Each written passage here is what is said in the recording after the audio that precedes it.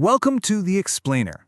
Okay, I want you to picture this. A gigantic cargo ship, heavier than 150 jumbo jets, navigating the rough, icy waters of the North Atlantic. But here's the thing.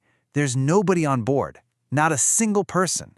And no, this isn't a sci-fi movie. It's the future of how everything gets moved around our planet, and it's happening right now. To really wrap your head around this massive shift, think about the difference between snail mail and email. It's a perfect analogy. Traditional shipping, that's the handwritten letter. It totally depends on a human crew to physically guide it, every single nautical mile. But these new AI-powered ships, well, they're the email of the seas. They're automated, super efficient, and they just don't stop. And this new reality has a perfectly spooky name: ghost ships.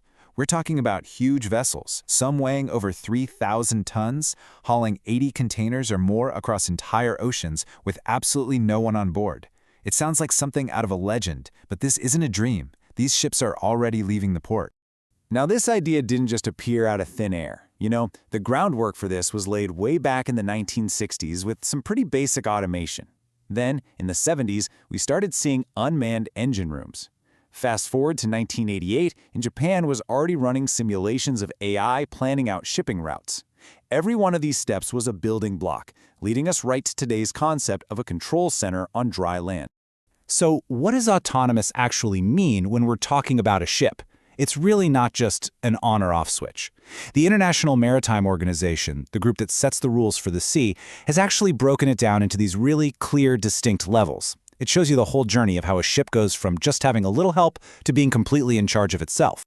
Okay, so it starts at level 1, where the AI is basically a smart co-pilot. It's helping out, but humans are still making the final calls.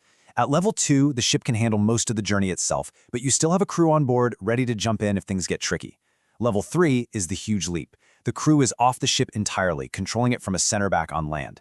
And then you get to level 4, a truly independent ship that makes all its own decisions from one port to the next. So the big question is, how does a massive piece of steel actually think for itself?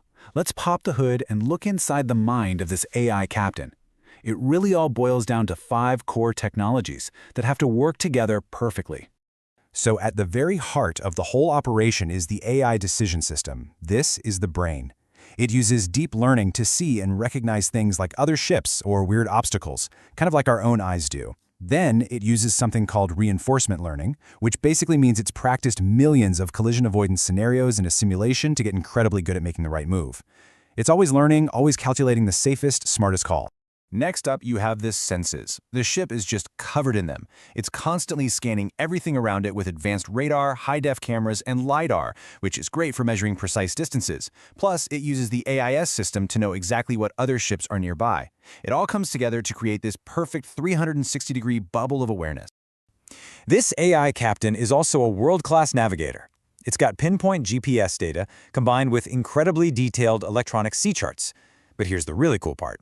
It's analyzing the weather and ocean currents in real time. That means it's constantly tweaking its course, always finding the absolute safest and most fuel-efficient route possible. And the ship is never really on its own out there. There's a constant, high-speed stream of data flowing back and forth between the ship and a shore control center, all through 5G and satellite links. This is its lifeline. It means a human expert is always watching and can take the controls in a split second if something completely unexpected happens. And finally, you've got the hands, the systems that actually do the work. This is what steers the rudder, controls the engines, manages the power grid, and get this, it can even diagnose its own mechanical problems. It'll send a maintenance alert back to shore before a human would even have a clue that something's wrong. Incredible. Look, this isn't just theory or a bunch of blueprints on a computer. Real companies in countries all over the world are building and testing these ships right now. It has seriously become a full-blown global race to see who can master the autonomous seas first. And yeah, there are some clear frontrunners in this race. Over in the UK, you have Rolls-Royce aiming for full commercial automation by 2035. The US is pushing hard on the military side with ships like the Sea Hunter. And then you have Norway, which is really pioneering the green angle, focusing on all-electric autonomous cargo ships. Meanwhile, Japan is playing a slightly different game. Their strategy is less about building one specific ship and more about the data. They're using AI to analyze huge data sets on ocean currents and traffic jams at sea. Their goal is to make the entire global shipping network smarter, not just one vessel at a time. But being a pioneer in this kind of technology, well, it comes with a pretty hefty price tag. Just take a look at Norway's Yara Birkeland, one of the world's very first fully electric and autonomous container ships. The cost to build it was a jaw-dropping 3 times more than a conventional ship of the exact same size. So you have to ask, why on earth would anyone spend 3 times the money? Well, because the long-term payoff is expected to be absolutely revolutionary. This tech isn't just a small upgrade, it's a potential solution to some of the oldest and most stubborn problems in maritime trade. And the number one reason is all about safety. Look at this. A whopping 85% of all accidents at sea are caused by human error. We're talking about fatigue, distraction, just a simple mistake. But an AI captain, it never gets tired, it never gets distracted, it never looks at its phone. Taking that human variable out of the equation could make our oceans dramatically safer.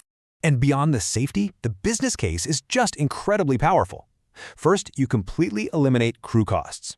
Second, the AI optimizes every single route for fuel, which drastically cuts carbon emissions. And third, these ships just don't need to rest. They can operate 24/7, 365 days a year in almost any weather. That creates a supply chain that's faster and way more reliable than anything we have today. But let's be realistic. The journey to a fully autonomous global fleet, well, it's not all going to be smooth sailing. There are some really major obstacles on the horizon that the entire industry is going to have to figure out how to navigate together. And it really boils down to 3 big things: money, rules, and trust.